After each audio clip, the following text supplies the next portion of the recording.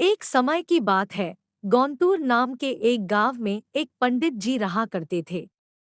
उन्होंने एक साहूकार के पास 500 रुपए यह सोचकर जमा करा दिए कि जब उनकी बेटी की शादी होगी तो ये पैसे उनके काम आएंगे।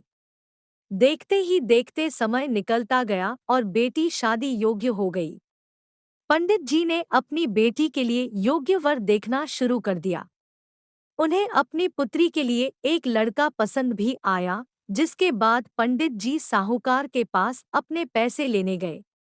साहूकार ने उन्हें पैसे देने से इनकार करते हुए कहा, मेरे पास आपने कोई पैसे जमा नहीं कराए।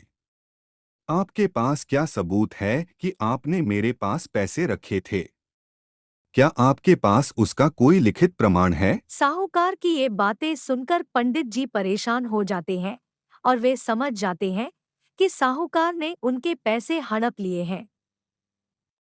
एक दिन पंडित जी मंदिर से घर लौट रहे थे, तभी उनके दिमाग में विचार आया कि उन्हें उस साहूकार की शिकायत राजा से करनी चाहिए। हो सकता है राजा इस परेशानी का कोई हल निकाल दे। पंडित जी बिना देरी किए राजा से मिलने के लिए पहुंच गए और वहां जाकर उन्होंने अपनी परेशानी राजा के सामने रखी। पंडित जी की बात सुनकर राजा ने कहा कि कल नगर के लिए हमारी सवारी निकलेगी। तुम उस समय उस साहूकार की दुकान के सामने जाकर खड़े हो जाना। राजा की बात सुनकर पंडित जी अपना झोला उठाकर घर को निकल गए। अगले दिन राजा की सवारी निकली। नगरवासियों ने उन्हें फूलों की माला पहनाई व आरती उतारी। पंडित जी राजा के कहे अनुसार उस दुकान के सामने खड़े हो गए।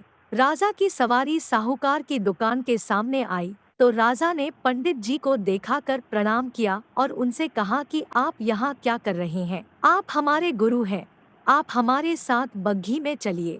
कहानी से सीख, अगर कोई किसी को परेशान कर रहा है तो उसके सामने गिड़गिड़ाने की बजाय ऐसे व्यक्ति से मदद मांगे जो इस समस्या से उसे निकाल सकता है।